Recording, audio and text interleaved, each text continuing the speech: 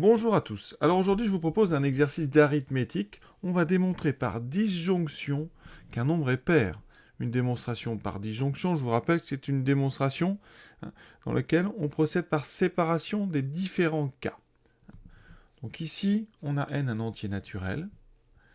On a un nombre a qui est, vous voyez, n plus 4 fois n carré plus 5. On va réussir à démontrer que quel que soit le nombre n, a est un nombre pair.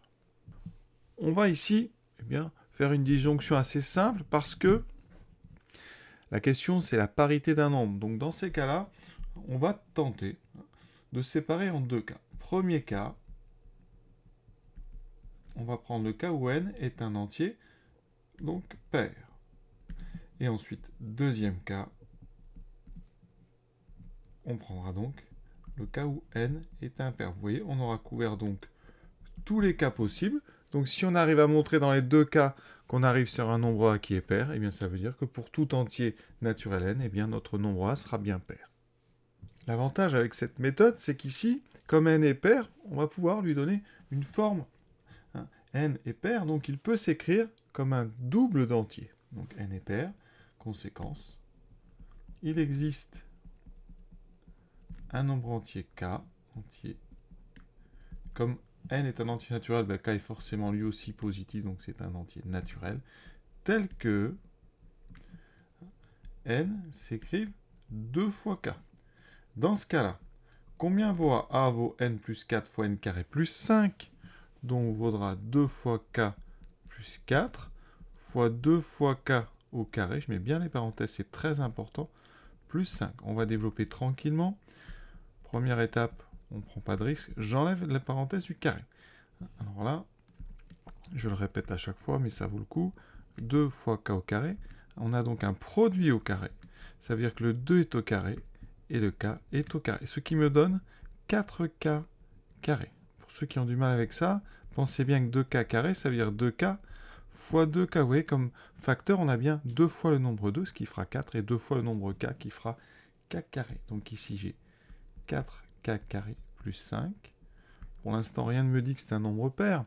Mais comment on pourrait voir? Eh bien, vous voyez, dans le premier facteur, j'ai 2k plus 4. Eh bien, 2k plus 4, vous voyez, 2k c'est un double, et 4 c'est un double aussi. Donc, ici, je vais pouvoir factoriser mon premier nombre par 2. Je vais obtenir quoi? 2 fois k plus 2, et je n'ai pas touché, vous voyez, à k carré, à 4k carré plus 5. Au final, mon nombre s'écrit 2 fois, alors ici, je vais mettre des crochets, 2 fois k plus 2 fois k carré plus 5. Et là, on est, vous voyez, on va le rédiger, mais on a 2 fois ici cette chose-là. Et cette chose-là, c'est un nombre entier. Pourquoi? Parce que c'est une addition et produit de nombres entiers. Et ça, donc, je vais quand même le dire, ici, c'est un nombre. Son produit et somme d'entiers. Donc, c'est un nombre entier. Voilà. Ça veut dire qu'ici, vous obtenez donc 2 fois un nombre grand K, qui est donc ce nombre ici, et c'est 2 fois avec grand K, qui est donc un entier. C'est exactement l'écriture d'un nombre pair. Et donc, on vient de montrer que dans le cas où n est pair, donc n pair implique bien a pair.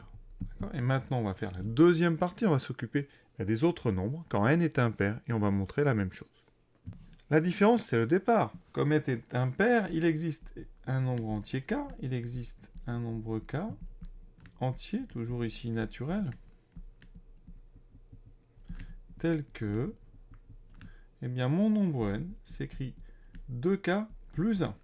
D'accord? Effectivement, si k égale 0, vous obtenez n égale 1. Si k égale 1, vous obtenez n égale 3.